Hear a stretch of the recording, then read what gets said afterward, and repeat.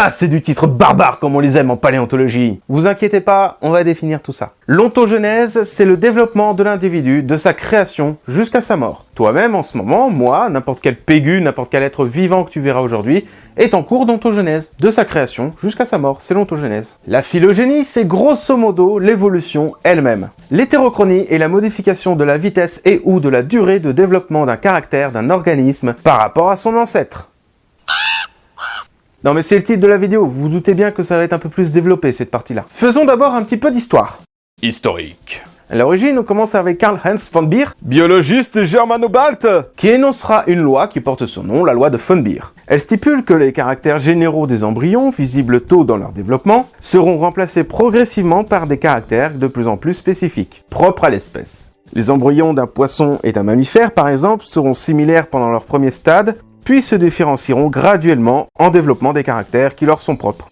Mais c'est Ernst Haeckel, biologiste et philosophe allemand aussi, qui en 1868 énoncera son procédé, l'ontogenèse récapitule la phylogénèse. Il part du principe de von Beer, donc petit rappel, tous les êtres vivants commencent leur ontogenèse par la même morphologie, la même architecture, et c'est au cours de l'ontogenèse que les différences propres à l'espèce se font.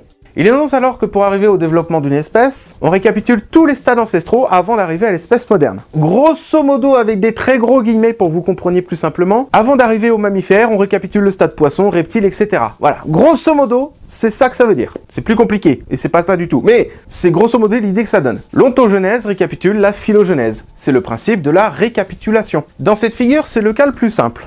L'espèce 2 commence son développement en récapitulant le caractère propre à l'espèce 1, son ancêtre, donc le caractère orange ici, et va ajouter son caractère propre, le caractère bleu. L'espèce 3 va également récapituler les caractères ancestraux, donc les caractères orange et bleu, et rajouter son caractère rouge, et ainsi de suite dans l'histoire évolutive. Les caractères sont simplement ajoutés à la fin du développement, c'est le principe de l'addition terminale. Le problème, c'est qu'à force d'ajouter des caractères les uns après les autres, on devrait avoir un animal de plus en plus grand dans l'évolution. Et là, c'est la loi de Kopp qui intervient, il y a augmentation de taille des espèces dans les espèces. Haeckel va donc rectifier le tir avec un autre schéma. Cet autre schéma, où la taille adulte après l'espèce 3 n'augmente pas. Il faut nécessairement que la durée de développement des caractères soit plus rapide pour que les individus n'augmentent pas en taille. C'est le principe de condensation par accélération. Une autre possibilité aussi, donc toujours dans un cas où les tailles adultes n'augmentent pas, un stade de l'ancêtre disparaît, laissant place à un stade nouveau. C'est le principe de condensation par délétion, qui ne sera pas retenu par la suite. Voyez par exemple l'espèce 3 qui a le caractère orange, bleu, rouge, et l'espèce 4 qui n'a plus que orange, rouge et vert. Ce ne sera pas retenu par la suite, pourquoi? Parce que finalement on constatera que le caractère bleu est toujours présent, bien que exprimé pendant un très court laps de temps,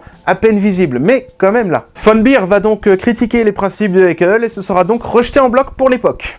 Il faudra attendre Monsieur De Beer en 1940 pour que les principes de Haeckel refassent surface. Il proposera même d'autres types de relations entre ontogenèse et phylogénie. Il propose des variations soit par la variation de vitesse de développement d'un caractère, soit par modification de sa durée. Et ce ne sera pas reconnu non plus. Jusqu'à l'arrivée de la théorie synthétique de l'évolution, comprenant en plus des bases données par Darwin, la loi génétique de Mendel, la stratophénétique de Gingrich, l'anatomie comparée des vertébrés de Simpson, et bien sûr la propagation de la dite théorie par Eldredge et Gould. Stephen Jay Gould, qui en 1977 reconnaîtra les principes de Haeckel et représentera graphiquement les hétérochronies. Il va donc mettre au point une horloge, qui porte son nom aujourd'hui, une horloge de Gould.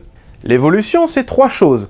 Un changement dans la forme, un changement dans la taille, c'est les deux grands cadrans que vous voyez, et un changement dans la maturité sexuelle, c'est la petite réglette du bas. En tiret au centre, vous avez la référence ancestrale théorique, qui est donc à midi pour toutes les flèches, pour l'ancêtre. Et les aiguilles vont montrer le décalage par rapport au trait ancestral. Vers la droite, le descendant est plus grand avec plus de nouveautés, vers la gauche, il sera donc plus petit et ressemblera au jeune de l'ancêtre. Si la flèche de la maturité sexuelle est vers la droite, la maturité sexuelle sera plus tardive, et si elle est vers la gauche, elle sera donc plus précoce. Sachant que les deux grandes aiguilles peuvent quand même se superposer l'une sur l'autre, voire être d'un côté d'un cadran et être de l'autre. C'est pas un problème. McNamara, en 1982, reviendra plutôt aux cartouches de Haeckel, qui sont selon lui plus pratiques, car les cartouches permettent de mieux visualiser les choses, et permettent aussi d'aligner plus facilement 10 espèces les unes à la suite des autres. Mais seule la maturité sexuelle est manquante sur ce schéma. Et c'est l'école de Dijon qui, en 1985, rajoutera le troisième paramètre, avec le petit curseur, et la taille du cartouche étant évidemment proportionnelle à la taille de l'adulte. Les hétérochronies fondamentales. Donc, comme je l'ai dit, par rapport à l'ancêtre, vous pouvez avoir soit des nouveautés, soit perdre des caractères. Vous avez donc deux cas évolutifs qui se distinguent, la péramorphose et la pédomorphose. La péramorphose, c'est le cas d'évolution où le descendant acquiert des caractères nouveaux en fin de développement, par rapport à l'ancêtre. Vulgairement parlant, c'est une morphologie qui va plus loin que l'ancêtre. Encore plus vulgairement parlant, le descendant est plus évolué. Avec des très gros guillemets, parce que c'est un langage qu'on n'emploie plus aujourd'hui, ce genre de truc. La pédomorphose, c'est le cas d'évolution où le descendant adulte ressemble au juvénile de l'ancêtre.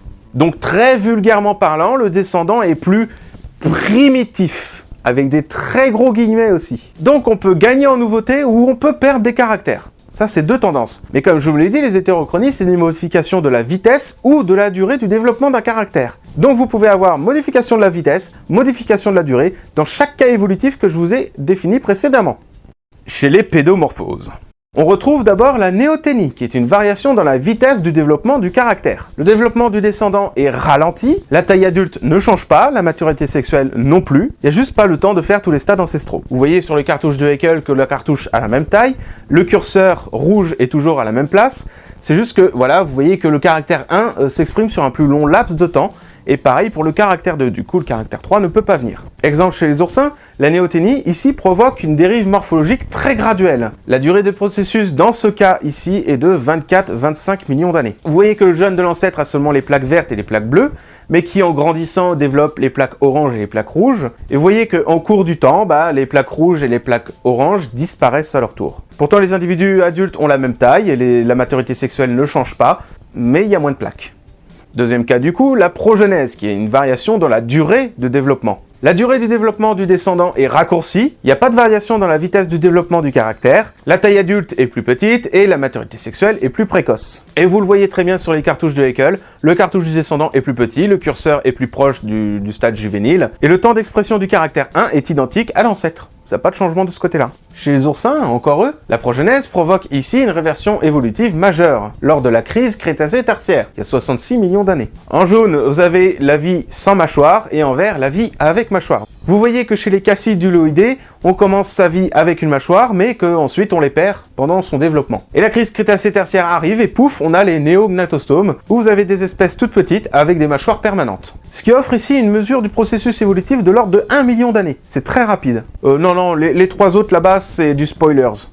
C'est pour ce qui va arriver après. Chez les péramorphoses, on retrouve l'accélération, qui est donc une variation dans la vitesse de développement du caractère. D'où son nom, en fait. Le développement du descendant est accéléré, la taille adulte ne change pas, la maturité sexuelle non plus, c'est juste que voilà, on a largement le temps de développer ses caractères, donc on en rajoute en plus. Sur le cartouche de Haeckel, donc vous voyez, le cartouche a exactement la même taille que celui de l'ancêtre, le curseur n'a pas changé de place, c'est juste que le temps d'expression des caractères est plus rapide, donc du coup, on ajoute un caractère en plus, voilà.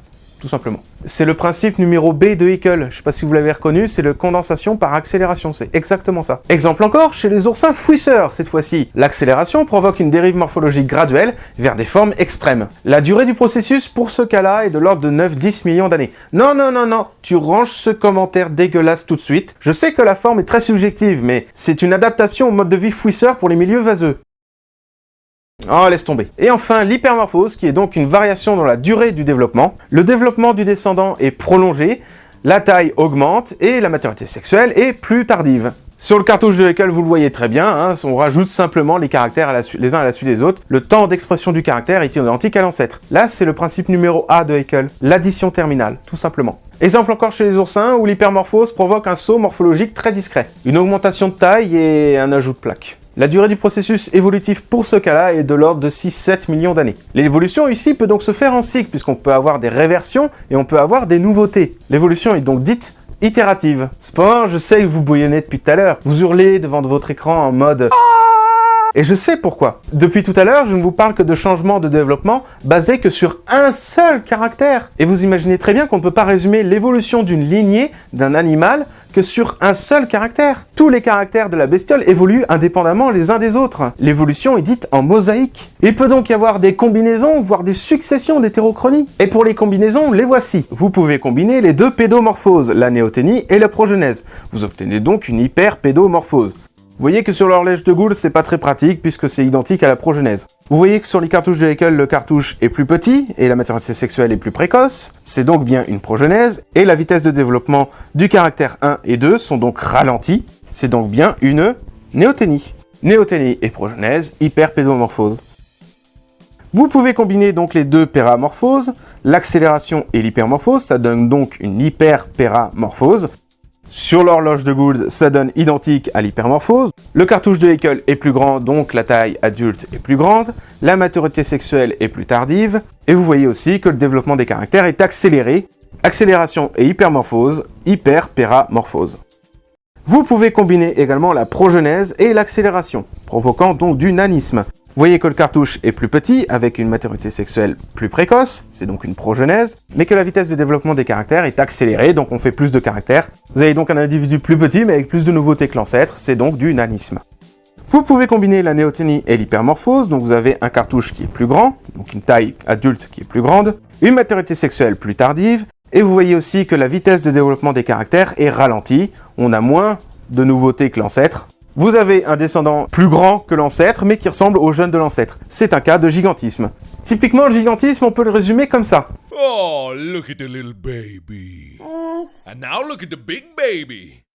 Wow. Alors, vous montrer des exemples pour chacun, ça pourrait être délicat. On va rester sur les trucs tout simples, hein, pas les combinaisons, histoire que vous soyez un petit peu au point dessus, et peut-être que je referai une vidéo sur les combinaisons. Sachez que si vous avez des successions de péramorphoses, que ce soit des accélérations et ou des hypermorphoses, en fait, dans les schémas que je vous montre depuis tout à l'heure, c'est déjà le cas, on appelle ça une péramorphocline. Le descendant est de plus en plus innovant. Et dans le cas inverse, vous pouvez avoir des successions de pédomorphoses, néoténie et ou progenèse, c'est également le cas depuis le début dans mes schémas. On parle alors de pédomorphocline. Le descendant paraît de plus en plus jeune par rapport à l'ancêtre. Exemple de péramorphocline chez les brontotères, provoquant une hypertrophie des cornes. La durée du processus ici est de l'ordre de 22-23 millions d'années. Vous avez une augmentation de la taille chez l'adulte. Chez les mâles, les cornes deviennent de plus en plus grandes, de plus en plus grosses, de plus en plus bifides, ce qui devient un handicap pour voir et conduire le groupe à l'extinction. Alors c'est pas la seule raison, évidemment, mais disons que ça va vraiment pas aider. J'entends les féministes de là, calmez-vous s'il vous plaît, hein. C'est pas à cause des mâles si le groupe a disparu, que c'est les femelles aussi qui choisissent les mâles, hein. Donc les torts, c'est 50-50.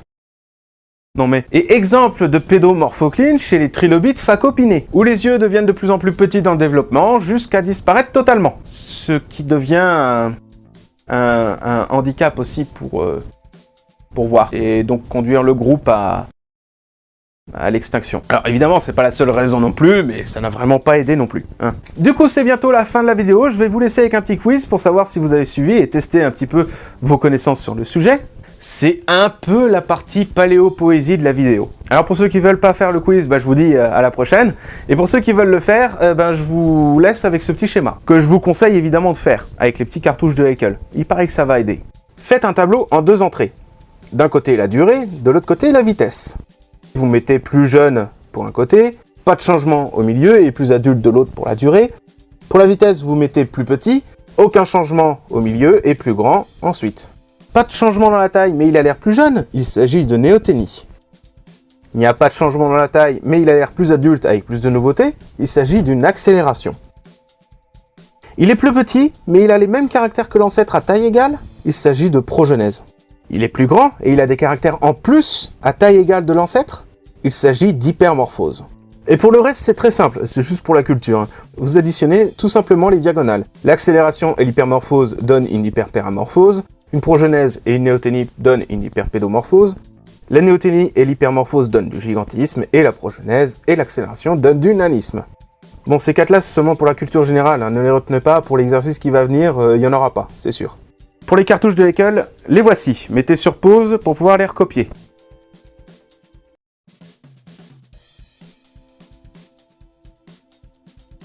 Chez les Barbouphelines, ou tigres à dents de sabre, au cours des néogènes, on observe le phénomène suivant. Les canines subissent une hypertrophie au cours de l'évolution du groupe sur une durée de 5 millions d'années.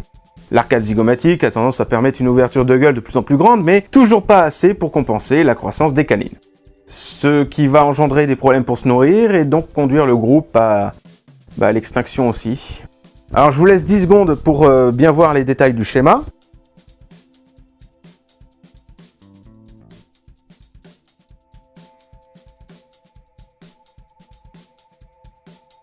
Du coup, ma question est la suivante.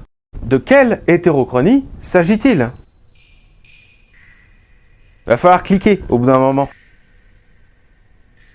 Se décider à cliquer sur un des choix que je t'offre. J'ai pas 107 ans pour la vidéo, allez hop,